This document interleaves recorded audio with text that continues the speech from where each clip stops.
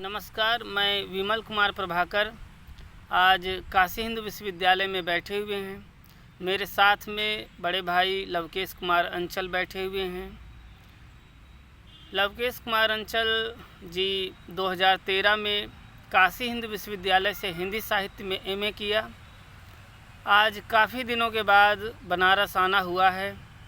अभी बातचीत हो रही थी, उन्होंने बताया कि लगभग 10 वर्ष हो गए यहाँ। मैं बीच में नहीं आ पाया और लंबे समय के बाद आया, तो आज हम उनसे बातचीत करेंगे। आप 2013 में आपने यहाँ से एमए किया। उस समय की कुछ यादें और कुछ स्मृतियाँ। आपका मित्र समुदाय बहुत समृद्ध रहा उस समय जब आप आए थे यहाँ पढ़ने के लिए, तो कुछ यादें उस समय की हमारे साथ साझा करिए। आप वर्तमान में मथुरा प्रसाद महाविद्यालय कोच जालौन में असिस्टेंट प्रोफेसर हैं हिंदी विभाग में, तो आपका हार्दिक स्वागत करता हूं, अभिनंदन करता हूं। आप कुछ यादें जो भी हैं 2013 में आप यहाँ पढ़ रहे थे, तो आप हमसे साझा करें। नमस्कार, विमल कुमार प्रभाकर जी। पहले तो आपका बहुत बहुत धन्यवाद कि आपने मुझे यह अवसर प्रदान किया है। जब मैं इलाहाबाद विश्वविद्यालय से पहली बार काशी हिंदू विश्वविद्यालय का इंट्रेंस एग्ज़ाम देने आया हुआ था, तो उस समय जेएनयू का नाम बड़ा सुना था कि जेएनयू में अगर एडमिशन मिल जाए तो समझ लीजिएगा कि सपनों को एक नई उड़ान मिलती है। लेकिन जब हम लोग बनारस के स्टेशन पर उतरते हैं तो देखते हैं कि भीड़ इतनी ज़्यादा थी कि पसीने छूट रहे थे भीड़ देख करके कि एडमिशन हो पाना कितना मुश्किल है, होगा कि नहीं होगा, ऐसे मन में ऊहापोह हो रहा था। किंतु जैसे ही लंका बीएचयू के अंदर हम प्रवेश करते हैं तो वहाँ पर एक नई ऊर्जा मिलती है, और यह ऊर्जा जो मिल रही है वो यहाँ के जो छात्रावास और शैक्षणिक संस्थान उनसे प्राप्त हो रही थी। तो मैं करीब 2 घंटे वहाँ अध्ययन किया और अध्ययन करके एग्ज़ाम दिया। एग्ज़ाम देने के बाद जब बाहर आता हूँ तो मैं इतना खुश था कि अब मैं बीएचयू में ही पढ़ाई करूँगा, और मुझे पूर्ण विश्वास हो गया था कि मुझे एडमिशन मिल जाएगा। 2011 से 13 तक का जो सुखद पल रहा है उसमें कई मेरे वरिष्ठ लोगों का सहयोग मुझे मिलता रहा है, जिसमें कि शिवेंद्र कुमार मौर्य जी जो इस समय बिहार में असिस्टेंट प्रोफेसर के पद पर कार्यरत हैं।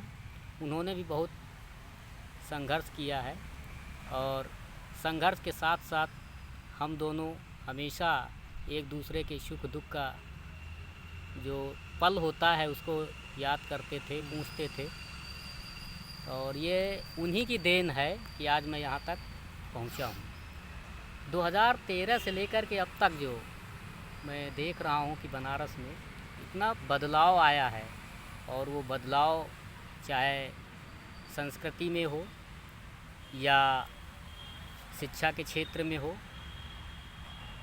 जब मैं ट्रेन से उतर रहा था, उतर के आया तो देखा जो चौड़ी सड़कें हैं वहाँ मैं अचंभित हो गया कि किधर से जाऊँ किधर से ना जाऊँ, भूल गया। फिर किसी तरह से मैं कयास लगाते लगाते यहाँ तक पहुँचा। ये बहुत खुशी की बात है। आपने बिल्कुल सही कहा कि काशी हिंदू विश्वविद्यालय में जब सिंह द्वार से विश्वविद्यालय परिसर में प्रवेश करते हैं तो मानो अनुभूतियों का सागर उमड़ने लगता है और स्मृतियाँ जीवंत हो जाती हैं, और एक नई ऊर्जा का संचार होता है मन में, एक नई तरह की उमंग पैदा होती है। काशी हिंदू विश्वविद्यालय का संपूर्ण प्रांगण, पूरा परिसर बहुत ही प्राकृतिक और सुरम्य है। यहाँ तो सबका मन लगता है और पढ़ने लिखने के लिए बहुत ही अच्छी जगह है। और काशी हिंदू विश्वविद्यालय के इस परिसर में अभी हमें आए हुए लगभग आज चौथा दिन है। यहाँ पर बहुत लोगों से मुलाकात हुई, एक अपने मित्रों से मुलाकात हुई, तो सबसे मिल कर के सचमुच एक सुखद अनुभूति हो रही है।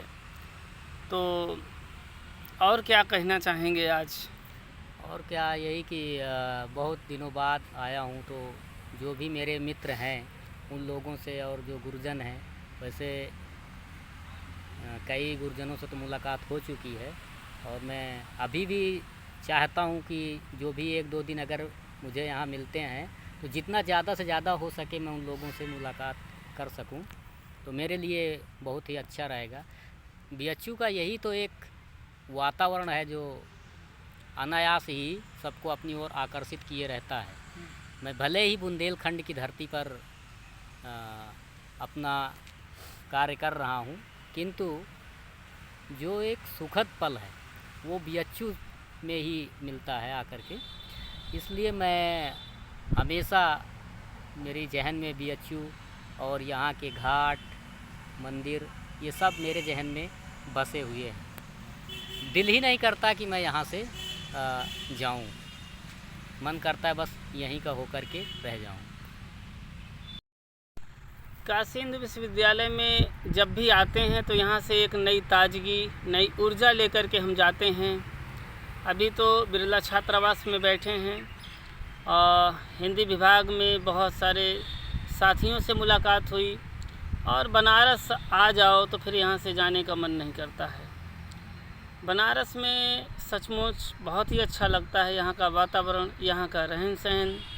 बनारस में गांव और शहर की मिली-जुली संस्कृति का शहर है। तो काशी हिंदू विश्वविद्यालय, बनारस, सबका अपना एक सौंदर्य है, गंगा का एक अपना सौंदर्य है। तो बनारस अपने आप में अद्भुत है, और हम जब आते हैं बनारस, हम बनारस से हम बहुत कुछ सीखते हैं। बनारस हमें बहुत कुछ देता है। हम जब यहाँ आते हैं बनारस से बहुत कुछ लेकर के जाते हैं, समृद्ध होकर के जाते हैं, और फिर जहाँ रहते हैं वहाँ एक नई ऊर्जा से, नई ताजगी से आगे का काम करते हैं। आज लगभग 1 वर्ष के बाद कर्नाटक केंद्रीय विश्वविद्यालय से पुनः बनारस आने का मुझे सौभाग्य मिला, और बहुत, जब मैं वहाँ था तो मुझे बनारस की हमेशा याद आती है, और मैं कहता भी रहता हूँ अपने मित्रों से कि मुझे बनारस की बहुत याद आ रही है। तो काफ़ी दिनों के बाद जब मुझे यहाँ मौका मिला आने का, लगभग आज 4था दिन है यहाँ, बहुत मैं खुश हूँ और बहुत अच्छा लग रहा है।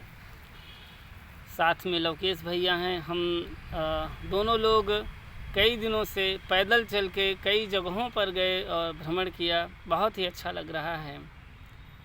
और आप कुछ कहना चाहें? हाँ, सबसे बड़ी बात ये कि हम लोग एक दिन ऐसा निकला कि लंबी यात्रा, इतनी लंबी यात्रा की इस तरह की धूप में कि उसका वर्णन करता हूँ तो सोचता भी हूँ कि काश मौसम सुहाना होता तो और ज़्यादा हम घूम लेते, लेकिन ये अवसर नहीं मिल पाया।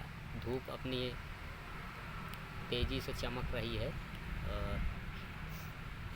लेकिन कर्नाटक से कम ही धूप है यहाँ। अच्छा, हाँ ये तो है, क्योंकि मैं बुंदेलखंड में जब वहाँ रहता हूँ तो जो मौसम यहाँ देखने को मिलता है वहाँ तो पेड़ पौधे बहुत ही कम मिलते हैं। बस देखिएगा तो एकदम साफ मैदान दिखाई पड़ता है, छायाओं के लिए नहीं ना पानी मिल सकता है, तो इसलिए उसके हिसाब से तो यहाँ बहुत ही सुखद है।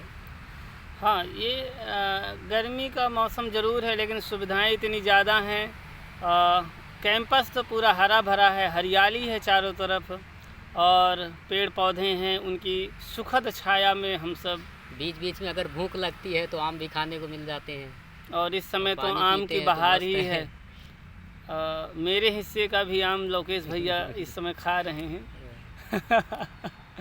तो पंडित मदन मोहन मालवीय की इस तपस्या स्थली में, उनके इस प्रांगण में सचमुच हमने बहुत कुछ सीखा, बहुत कुछ लिया, लेकिन अभी बहुत कुछ हमें लेना है यहाँ से। और मुझे 2 साल काला कांकर प्रतापगढ़ में रहने का मौका मिला, और पहले वहाँ से हिंदुस्तान पत्र निकलता था। पंडित मदन मोहन मालवीय 1887 से लेकर के 1889 तक वहाँ रहे और हिंदुस्तान पत्र का संपादन किया उन्होंने। वहाँ मुझे गंगा के किनारे रहने का मौका मिला। वहीं पर सन 1931 से लेकर के 1941 तक महाकवि सुमित्रानंदन पंत भी रहे।